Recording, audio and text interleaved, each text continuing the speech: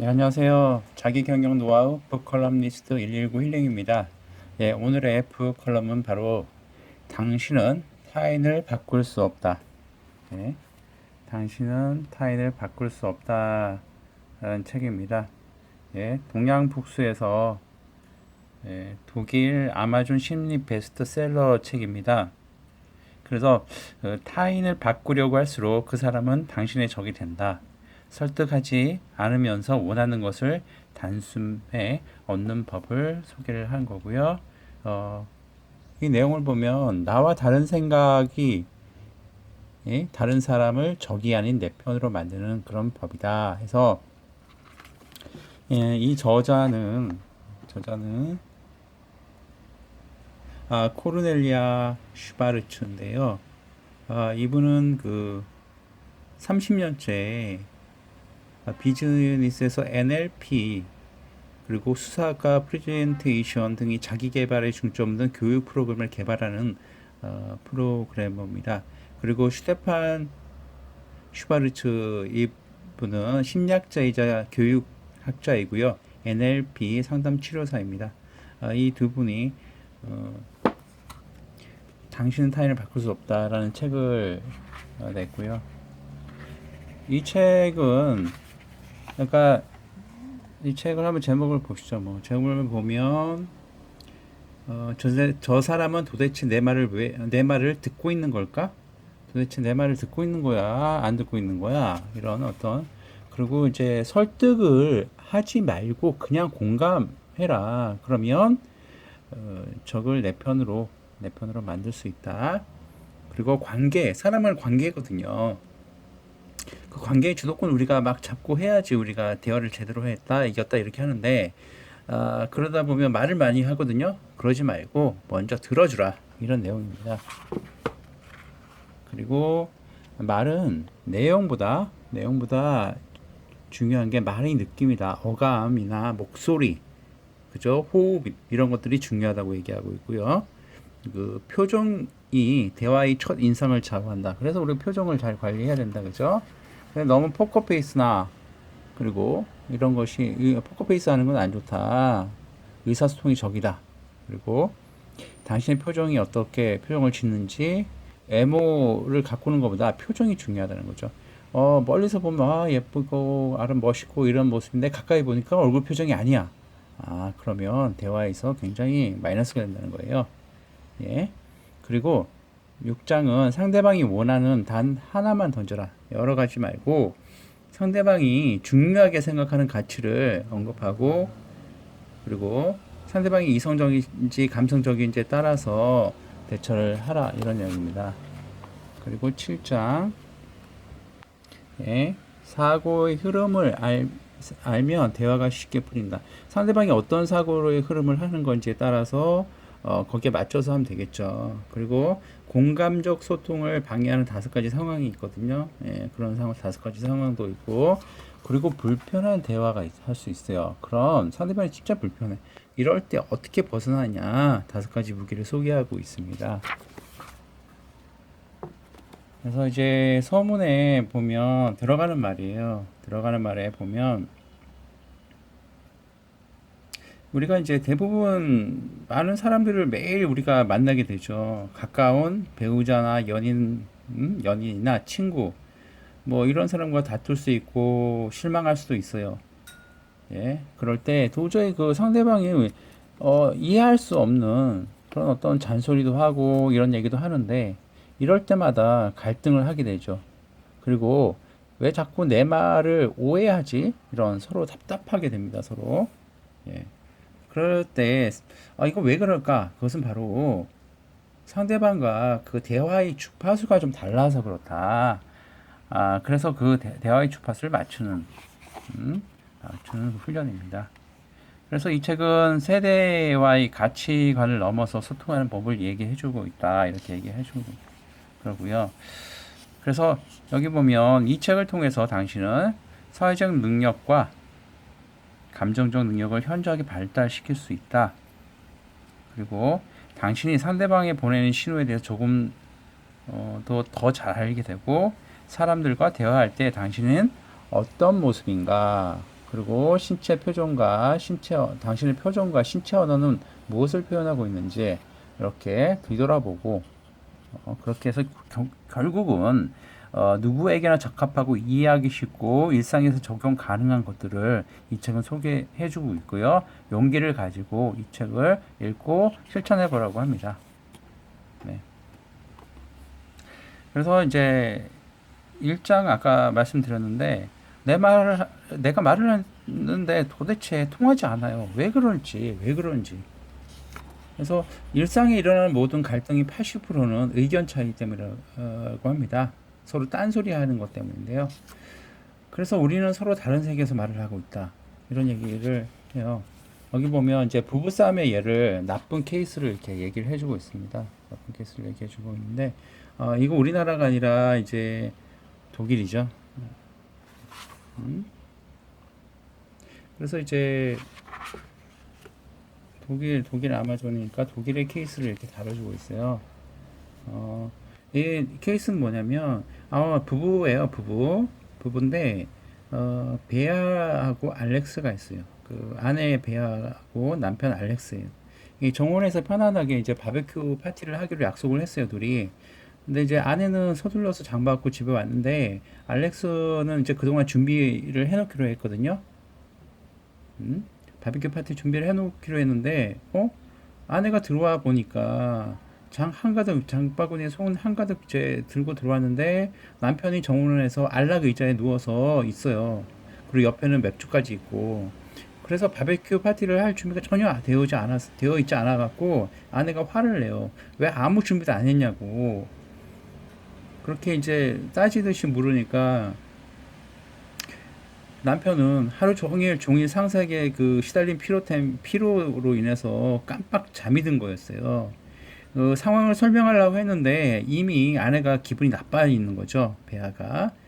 그래서 남편이 답답하고 화도 나고 그래서 두 사람은 한동안 다투게 되는 거예요.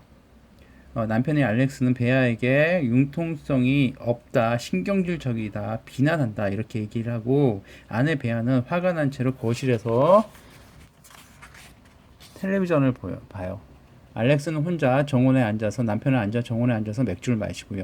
이렇게 바베큐 파티는 완전히 물 건너가게 된 거죠. 주말 내내 이렇게 불편하게 보내는 거예요. 그래서 이제 사람은 이러한 상황에서 그쵸. 물론 이제 아내하고 남편이 약속을 했죠. 약속을 지키지 않은 알렉스에게도 문제가 있죠. 그리고, 여기서 이제 잘잘못 따지려는 게 아니고요. 이런 상황을 어떻게 잘, 상대방을 이해하고 이런 상황을 긍정적으로 변화시킬 수 있는가 이런 문제입니다.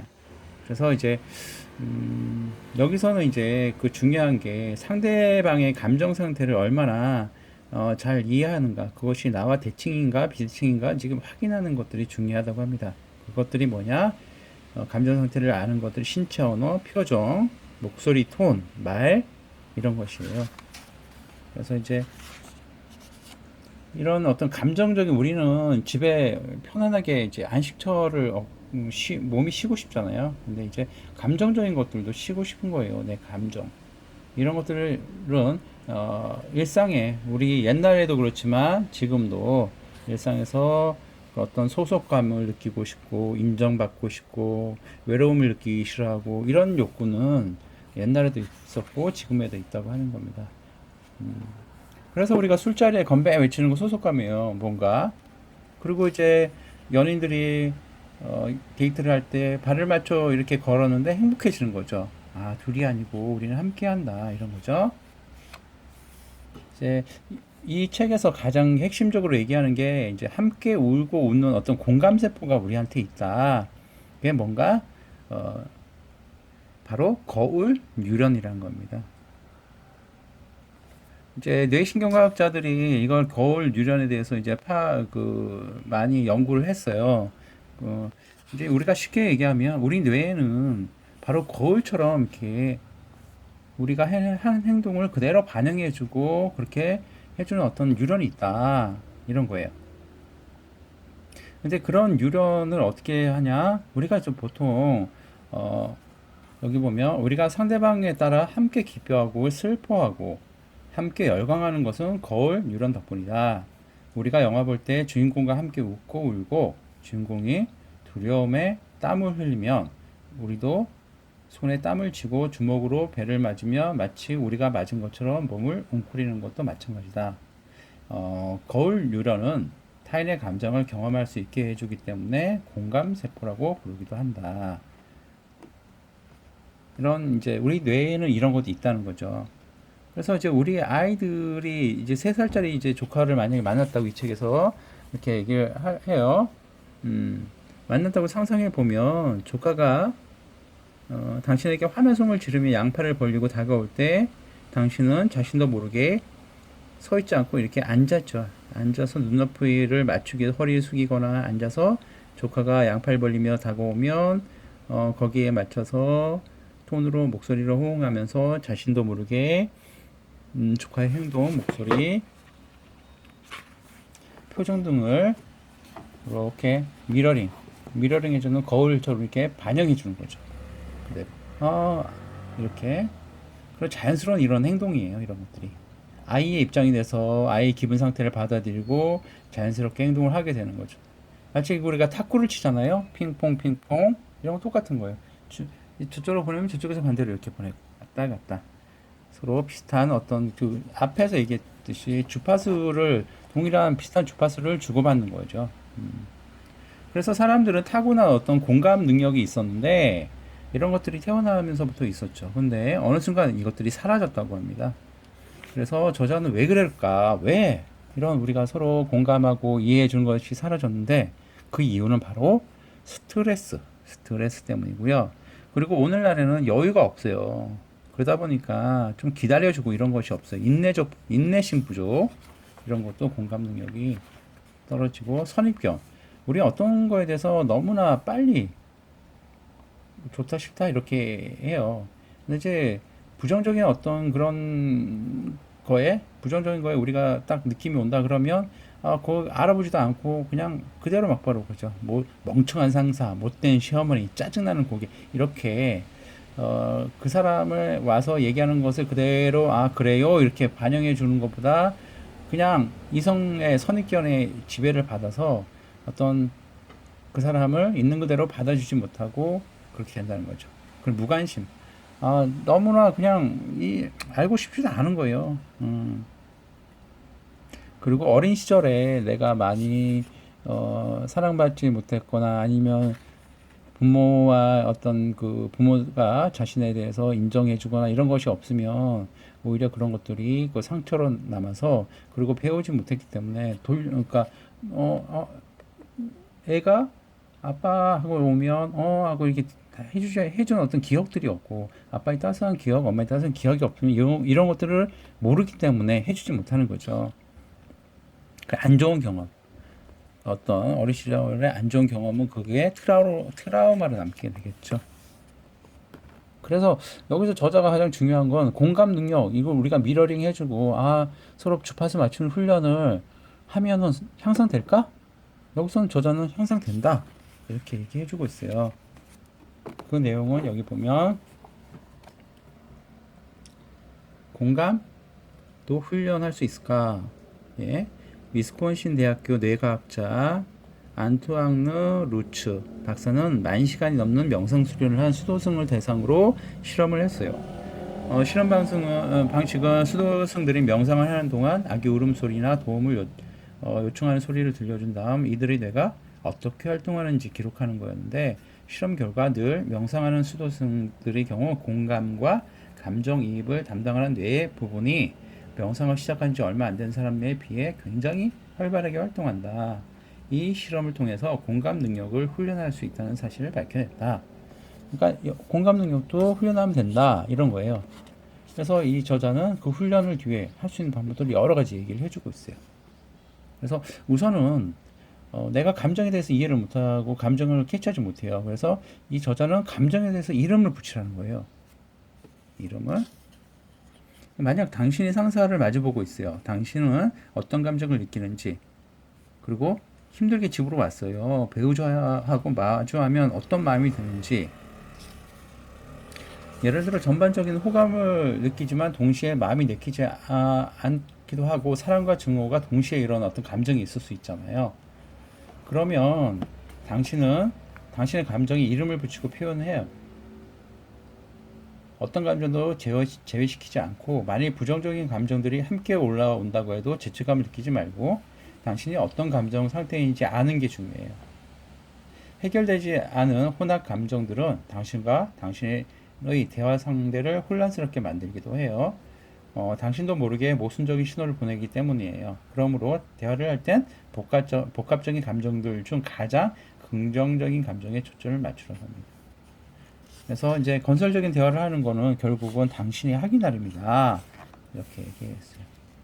그래서 아까 중요한 게 그대로 거울처럼 이렇게 비춰주는 거죠. 그게 미러링이죠. 어떻게 그렇게 하느냐? 어떻게 싸우기 전에 공감대를 형성할 수 있을까? 다 5단계인데요. 첫째, 상위 목표를 떠올린다. 상위 목표는 뭐냐면 아까 알렉스하고 베어 예를 했죠.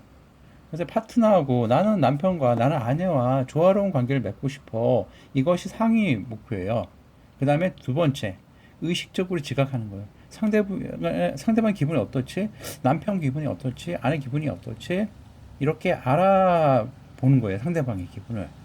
그리고 감정이입하는 미러링이라 그러면, 그죠? 둘 중 한 사람이 자기 중심에서 벗어나서 파트너에게 맞추는 거죠.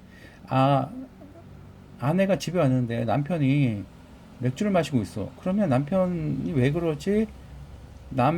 남편의 기분이 어떤지를 보고 남편의 감정을 그대로 하는 거죠. 그리고 남편이 힘들었어. 나 오늘 직장에서 상사랑 다퉈서 힘들었어. 그럼 직장에서 상사랑 가서 힘들었구나. 이렇게 미러링 그대로 거울처럼 반영해 주는 거죠. 그래요? 그렇게 하고 4단계. 현재 상황에서 내가 원하는 것을 구체적이 뭐지? 오늘 바베큐 파티를 하고 있었는데 좋은 신호를 보내고자 했었지. 그 다음에 5단계. 적극적인 설계. 함께 좋은 시간을 보내기라는 어떤 목표를 세웠죠. 그럼 저녁 시간에 할 수 있는 활동을 고민해 보는 거예요. 바베큐 파티가 안 되었으면 그냥 맥주를 같이 마실 수도 있겠죠. 예. 그래서 이제 그것을 다시 한번 미러링 한다. 이랬을 때 케이스가 이제 여기 나와요. 그죠? 아내는 양손 가득 장바구니를 들고 집에 오는데 남편이 아무 준비도 안 해놓고 의자에 누워서 있는 광경을 봤어요. 그래서 아내는 불같이 화가 날 수 있었어요. 근데 아내는 알렉스와 즐거운 시간을 보내고 싶었죠. 그래서 조화로운 관계를 유지하고 싶었어요. 그래서 그런 어떤 상위 목표를 두고 의식적으로 자각을 했어요. 그래. 베아는 장바구니를 내려놓고 알렉스에게 남편에게 다가갔어요. 그 옆에 털썩 앉으면서 숨을 길게 내뱉었어요. 그러면서 아주 차분한 목소리로 얘기했어요. 자기 오늘 많이 지쳐 보여. 나도 완전히 녹초가 다 됐어. 나도 맥주 좀 줄래? 이렇게 얘기를 하니까 남편이 아내를 보면서 물론이지. 가게 문 닫기 전에 급히 사오느라 힘들었지. 진짜 힘들었어. 아내가 이렇게 얘기했죠. 그런데 왜 오늘 이렇게 기진맥진한 거야? 이렇게 물어보니까 그래 이때 남편이 아내에게 맥주를 건네면서 이번 주는 정말 힘들었어. 바베큐 파티 준비를 아직 못해서 미안해. 지금은 금방 준비할게. 그리고 장을 봐와서 고마워. 이렇게 남편이 아내에게 얘기하면서 건배를 제의해요. 그러자 아내는 내가 좋아서 하는 일인데 뭐 일단 우리 같이 그냥 좀 널브러져 있자. 배아가 이렇게 제안하자. 아내가 이렇게 제안하자. 그리고 나중에 같이 그릴 준비해서 고기를 구워 먹자. 어때? 이렇게 얘기하니까 남편은 아내에게 입맞춤을 하고 당신은 정말 사랑스러워. 이런 어떤 좋은 케이스를 하는 거죠. 그렇죠? 다시 한번 봅시다. 가정이 아내와 남편이 상위 목표 같이 즐거운 시간을 갖고 원했죠. 그 다음에 상대방 기분이 어떤지 좀 본 거죠. 너무 힘들어서 캔맥주를 따고 잠깐 눈 붙이고 있었어요. 그래서 준비하지 못했죠. 너무 힘들었어요. 남편이. 그러면 남편의 감정을 그대로 너무 힘들었지. 이렇게 해주는 거예요. 남편이 힘들었다고 얘기할 때 힘들었지 이렇게. 그러면 현재의 목표는 뭘까요? 남편이랑 편안하게 좀 쉬는 거죠. 네. 현재 목표가 그렇고, 그러면 어떻게 적극적인 설계를 한다. 함께 좋은 시간을 보내기 했기 때문에 그냥 함께 좋은 시간을 어떻게 보낼까? 대체 여기서는 맥주 같이 마시는 거죠, 그죠? 아내가. 예. 요거는 이제 아내 입장이고요. 남편의 입장에는 어떻게 대화가 소리를 질러요. 장보고 와서 뭐야, 자기 이렇게 안 했는데 나 힘들어 죽겠는데 이렇게 누워만 있고 이렇게 얘기하니까 남편이 벌떡 일어나서 아내한테 맞아. 난 자기가 지금 이렇게 화내는 거 충분하게 이해할 수 있어. 진짜 힘들게 장보고 왔는데 나는 그냥 포유줄로 있었네. 미안해, 미안해. 이번 주 진짜 유독 스트레스 많이 받았더니 나도 모르게 잠이 들어갖고 미안해. 변명하는 거 아닌데 이번 주 진짜 힘들었어. 근데 자기가 이번 주도 일한다고 힘들었을 텐데 마트에서 장봐 갖고 왔는데 일단 거기 좀 앉아봐. 우리 같이 맥주 마시고 내가 조금 있다가 장바구니 정리하고 바비큐 준비할게. 이렇게 어, 남편이 베아의 화를 가라앉히는 거죠. 근데 무슨 일이 이렇게 힘들었던 거야? 이렇게 이제 아내가 물으니까 알렉스는 남편은 회사에서 힘들었던 얘기를 합니다. 어떤 이런 연습을 하는 거죠. 이거 한꺼번에 될 수가 없어요. 수가 없었는데 이 책에서는 그렇게 해라. 하는 방법 뭐냐? 여기 있죠. 설득하지 말고 그냥 그래 남편 힘들었지 공감해 주라는 거예요. 굉장히 힘들어요. 이 공감이라는 게 쉬운 건 아니거든요. 예. 그래서 먼저 공감하는 사람이 나중에도 웃는다. 그래서 이제 이게 말하는 내용보다 중요한 건 두 사람과의 관계예요. 내가 진짜 저 사람이 좋으면, 저 사람의 호감이 있으면 말해도 그 말이 되게 감칠맛 나고 재밌게 들리는데 상대편이 진짜 안 좋은 관계의 사람이 얘기하면 말 자체 듣기 싫어요. 그죠? 근데 진짜 그 사람이 싫어. 그 사람이 어려워. 그러면 그 사람 말을 이해하려고 하지 말고 진짜 얼토당토 없는 말, 꼰대적인 얘기하면 이해할 수 없어요. 그럼 어떻게? 아, 그래, 한번 그 말을 존중해 줄까? 그 말이 무슨 말이지? 그 말 자체에 대해서, 그 사람에 대해서 존중해 주는 거죠. 여기선 그런 얘기가 나와요. 솔직히 말하는 문제가 되냐? 솔직히 말하면 문제가 되죠. 자신의 솔직함이라고 얘기하면서 그게 어떻게 보면 상대방의 감정적인 폭력이 될 수도 있어요. 예? 그래서 어떤 승자 없이 싸움을 이겨내는 거, 서로 그런 요즘은 이제 승자 없는 싸움이죠. 그냥 서로 이게 서로 이제 위해주고 해서 서로 윈윈하는 어떤 싸움이 있어야 되는데, 그래서 그렇게 하려면 어떻게 하냐? 먼저 여기서 성공적인 커뮤니케이션 하는 거죠. 그죠? 신체 언어의 미러링. 그 사람이 어떤 포즈를 하잖아요. 그대로 따라하는 거예요. 팔짱을 끼면 같이 팔짱을 껴주고 웃으면 웃고 이런 식으로. 그렇게 해서 공감의 신호를 보내는 거예요. 상대방이 어떤 말을 하잖아요. 그럼 그 말을 그대로 아 그래요? 아 힘들어요? 아 힘들다는 거네요. 이런 식으로. 나 힘들어 그러면 뭐가 힘들어 이게 아니라 나 힘들어 그러면 아 힘들다고요? 많이 힘들겠네요. 이런 식으로.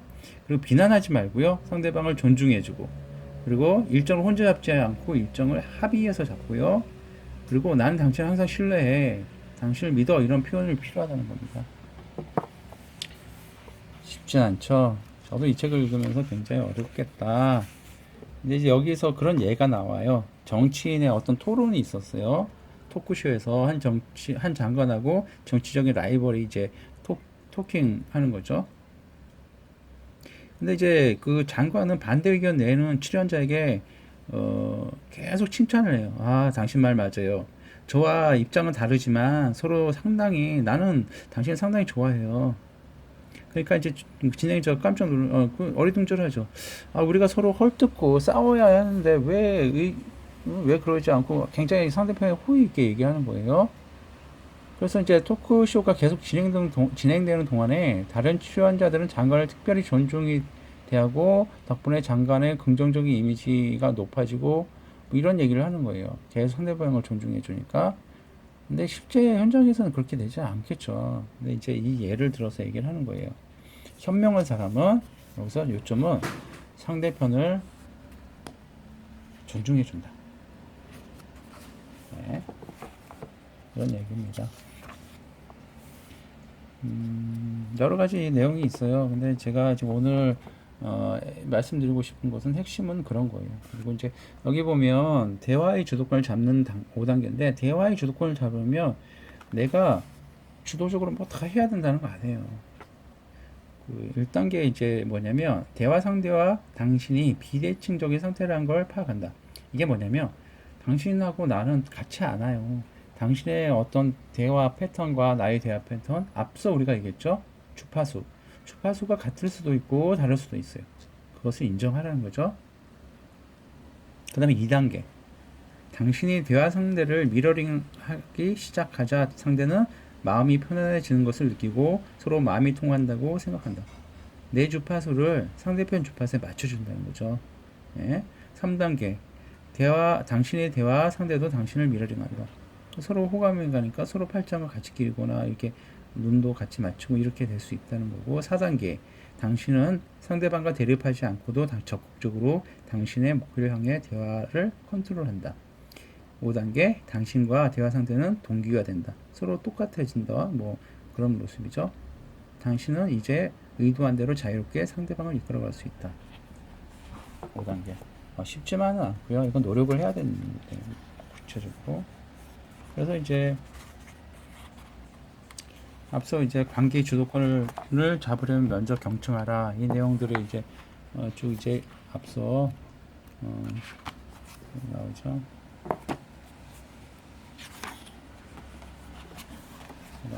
이 내용들이 있습니다. 관계의 주도권을 잡으려면 먼저 경청하라. 경청하려면 어떻게? 자세 1. 상대방의 욕구를 파악하라. 자세 2. 상대방의 입장에서 구체적으로 질문하라. 그렇죠? 그리고 상대방 감정을 충분히 표현하게 하고 공감을 원하는 사람에게 의견을 말하지 말고 그냥 그 사람은 이해받기 원하는 거예요. 근데 거기서 조언이나 충고해주면 안 되겠죠. 그냥 들어주는 거예요. 이건 남자들이 잘 안 돼요. 예. 근데 노력하면 되죠, 뭐. 예. 그리고 이제 상대방의 어떤 그런 우리 말을 할 때 말의 내용보다 중요한 말의 느낌이다. 그런 것들. 그렇습니다. 이 책은 상대편과 이야기할 때, 상대편과 대화할 때 아무리 그 논리적인 그 설득을 해도 내 편이 아니면 통하지 않게 되죠. 그래서 적을 만들지 않고 공감하는 어떤 것들을 얘기를 해주고 있어요. 그런 심리학 책이긴 한데, 그냥 평범한 사람들도 이 책을 통해서 상대편이 왜 나랑 안 맞지?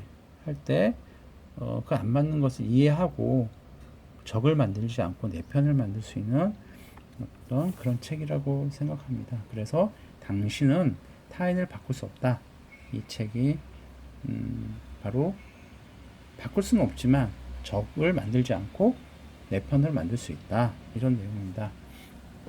네, 오늘의 북칼럼은 당신은 타인을 바꿀 수 없다였습니다. 예, 감사합니다.